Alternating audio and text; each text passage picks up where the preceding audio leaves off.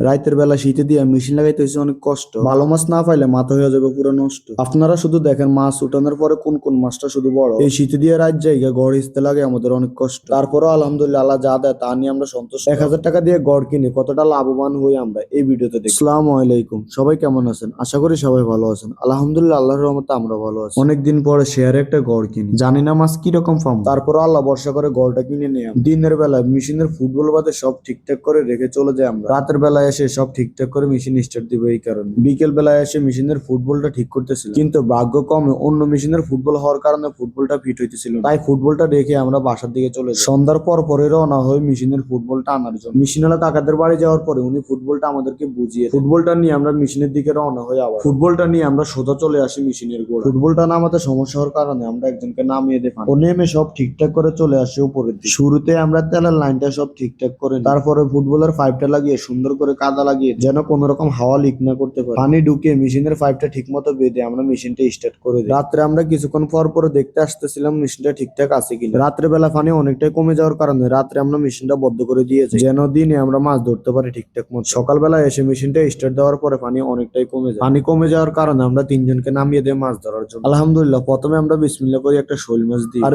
এই গড়ে বড় বড় কয়েকটা তেলাপি মাছ দেখতে পেলাম আমরা। আর আলহামদুলিল্লাহ এক একটা তেলাপি মাছ ছিল আধা কেজির উপর। কিছু সময় হিসার পরে পানি পুরোটাই শেষ হয়ে যায়, আর ওনারা আস্তে আস্তে সবগুলো মাছ ধরতেছিল। পুরো গড়ের মাছ ধরা শেষে ওনারা প্রস্তুতি নিতেছিল উপরে আসার জন্য। ওনারা সবাই মিলে তারপরে উপরের দিকে চলে আসে মাছগুলো ধোয়ার জন্য। একের পর এক পানি দিতেছিল টেরে। মাছগুলো ধোয়ার শেষে ওনারা বড় মাছগুলো আলাদা করতেছিল। আমি প্রথমে বলেছিলাম এই গড়টা আমরা 1,000 টাকা দিয়ে নিয়েছি। মেশিন খরচ টরচ নিয়ে প্রায় আমাদের 2,000 টাকার মতো খরচ। আর আলহামদুলিল্লাহ এখানে আমরা অনেকগুলো শিং মাছ, কই মাছ এবং শোল মাছ পেয়ে থাকি। আর টাকি মাছের কথা না বললেই তো নয়, আলহামদুলিল্লাহ এখানে আমরা অনেকগুলো টাকি মাছ পাই। তো যা পাইছি তা নিয়ে আলহামদুলিল্লাহ আল্লাহর কাছে আমরা অনেকটাই সন্তুষ্ট। আর এই গড়টা হিসেবে আমরা অনেকটাই লাভবান হই। যেহেতু আমরা খানার মাছ রাখবো না, আমরা সবগুলো মাছ বিক্রি করে দিছি। আমরা সবগুলো মাছ প্রায় 5,000 টাকা বিক্রি করি। তো আল্লাহ হাফেজ, সবাই ভালো থাকবে। ইনশাল্লাহ দেখা হবে পরবর্তী কোনো ভিডিও নিয়ে।